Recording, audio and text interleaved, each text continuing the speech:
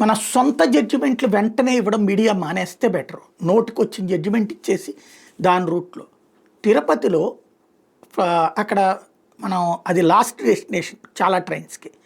Last destination తర్వాత అవి మళ్ళీ రిఫ్రెష్ అయ్యి మనకి ప్రయాణికులు అక్కడి నుంచి ఎక్కించుకుని వస్తాయి.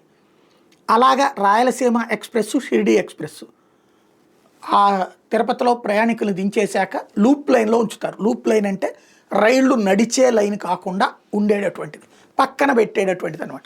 మళ్ళీ కరెక్ట్గా ట్రైన్ టైంకి ఇంజిన్ వెళ్ళి వాటిని అప్పటికి ఫ్రెష్ అప్ చేసి ఉంటారు, వాటిని తీసుకుని వస్తుంది. షిరిడి రాయలసీమ ఎక్స్ప్రెస్లో అట్లా పక్కన పెట్టబడి ఉంది. అకస్మాత్తుగా అంటే దాదాపుగా 1 కిలోమీటర్ దూరం అనుకోవచ్చు మెయిన్ స్టేషన్కి. ఒక్కసారిగా మంటలు రేగినాయి. కొద్దిసేపటి క్రితం తగలబడ్డాయి, 2 ట్రైన్స్ తగలబడ్డాయి. ఎందుకు, ఏమిటి, ఏమైనా కుట్ర జరిగిందా? దీన్ని మీడియాలో కొంతమంది ఆకతాయి చేష్టలు అని ప్రొజెక్ట్ చేశారు.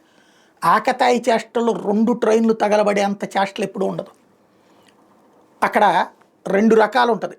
ఒకటి, ఏ పెట్రోలియం పదార్థాలు వేసి తగలబెట్టాలి, అట్లాగా ఆడుకుంటూ తగలెట్టాలి కావాలని.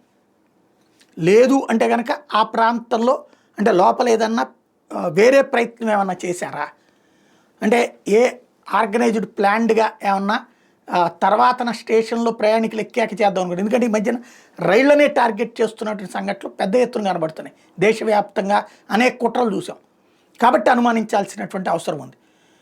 ఇక్కడ కుట్ర కోణంలో దర్యాప్తు చేయాలి పోలీస్ శాఖ, వేగ్గా కాదు. ఫోరెన్సిక్ అన్ని డిపార్ట్మెంట్స్ అక్కడ మొబిలైజ్ కావాలి, అది ఎందుకు జరిగింది అని తేల్చాలి. ఇంకొకటి, అసలు అక్కడ రైల్వే గార్డ్స్ ఏమైపోయారు, రైల్వే సెక్యూరిటీ ఏమైపోయింది?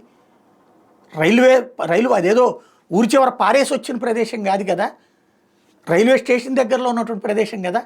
అక్కడ జరిగితే ఏమైంది? ఇది సీరియస్గా దృష్టి సారించాల్సినటువంటి అంశం.